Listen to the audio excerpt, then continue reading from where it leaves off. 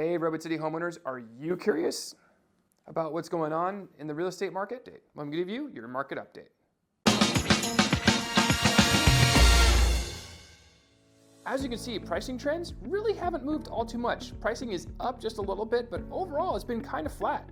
There's been some peaks and some valleys, but really hasn't progressed all too much. That's because interest rates have been relatively sticky. They haven't come down all that much. In fact, they've even gone up a little bit recently. But homes are still selling, and as you can see here from our list to sales price ratio, homes in general are showing about 110 of asking price. So it is on a bit of an upswing, which is good news. But homes are taking just a little bit longer to sell. There is a little bit of a downward trend, but as you can see, it's a little bit higher than it has been in the past. But still, homes are selling relatively quickly in less than 30 days or so. So my prediction moving ahead is I think things will stay pretty much where they're at until interest rates really kind of come down. And that's not predicted to happen until the end of the first quarter, beginning of second quarter. But all that depends on borrowing costs and inflation, which we really need to keep an eye on. And that's been changing literally almost month to month. So if you're curious about what the right move is for you, give me a call.